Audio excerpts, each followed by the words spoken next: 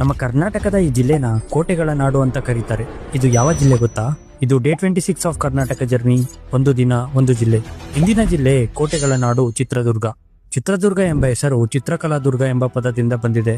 ಕ್ರಮೇಣ ಅದು ಚಿತ್ರದುರ್ಗ ಆಗಿದೆ. ಚಿತ್ರದುರ್ಗ ಜಿಲ್ಲೆಯ ವಿಸ್ತೀರ್ಣ ಅಂದಾಜು 8,440 ಸ್ಕ್ವೇರ್ ಕಿಲೋಮೀಟರ್ಸ್. ಈ ಜಿಲ್ಲೆಯ ತಲಾ ಆದಾಯ 1,77,000 ರೂಗಳು ಹಾಗೂ ಸಾಕ್ಷರತೆ ಪ್ರಮಾಣ 74%. ಚಿತ್ರದುರ್ಗದಲ್ಲಿ ಒಟ್ಟು 6 ತಾಲೂಕುಗಳಿವೆ. ಮೊಳಕಾಲ್ಮೂರು, ಚಳ್ಳಕೆರೆ, ಚಿತ್ರದುರ್ಗ, ಹಿರಿಯೂರು, ಹೊಳಲ್ಕೆರೆ ಹಾಗೂ ಕೊನೆಯದಾಗಿ ಹೊಸದುರ್ಗ.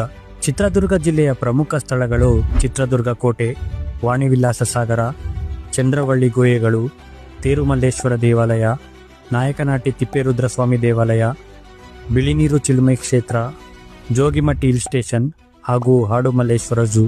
ಚಿತ್ರದುರ್ಗದ ಇಂಟ್ರೆಸ್ಟಿಂಗ್ ವಿಷಯ ಏನಂದ್ರೆ, ಚಿತ್ರದುರ್ಗದ 7 ಸುತ್ತಿನ ಕೋಟೆ ದೇಶದ ಬಲಿಷ್ಠ ಕೋಟೆಗಳಲ್ಲಿ ಒಂದಾಗಿದೆ. ಈ ಕೋಟೆಯಲ್ಲಿ 19